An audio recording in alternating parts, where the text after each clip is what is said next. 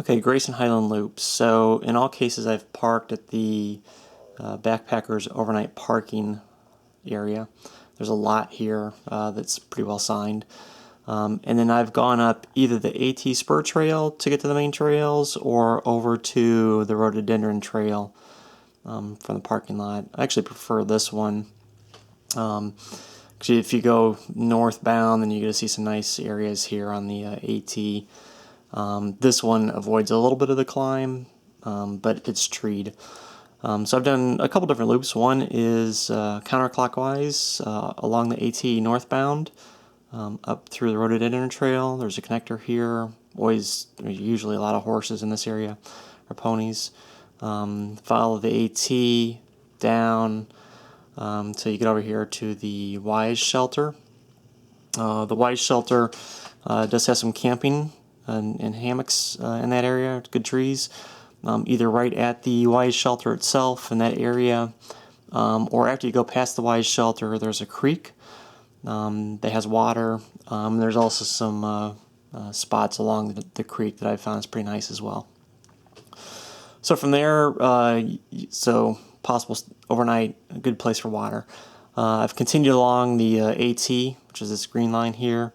The nice part about the AT, and this part anyways, is there's no livestock, there's no horses. Some of these other trails are definitely rocky from trail riding, which is fine, but just be aware of it. AT up to Scales. Sometimes there's water at Scales. I've seen it there before, but last time I was there this year, I didn't see any. There's a hose connected to a faucet, but again, I didn't have anything.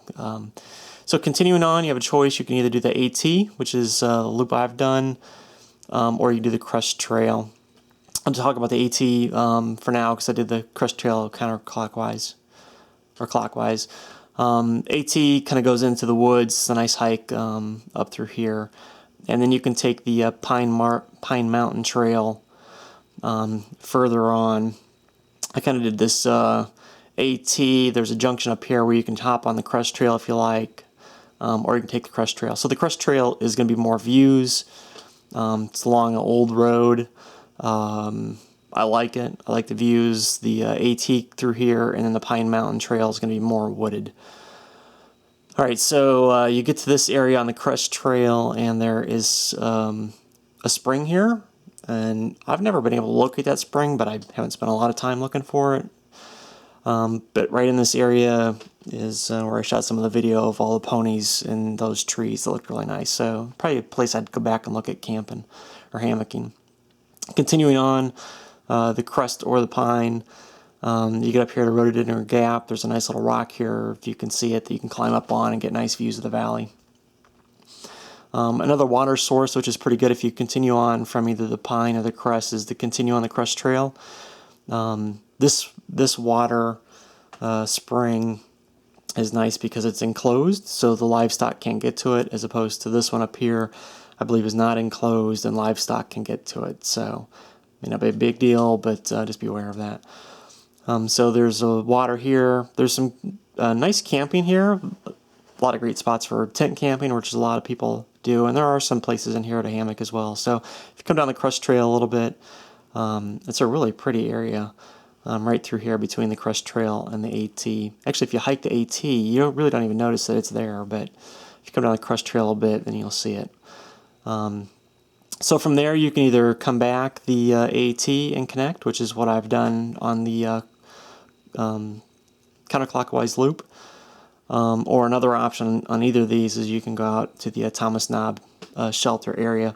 There is water out there. It's a spring. And there are some spots that you can hammock near there. Actually, the last video I did was just past Thomas Knob. There were some nice areas there that you can hammock.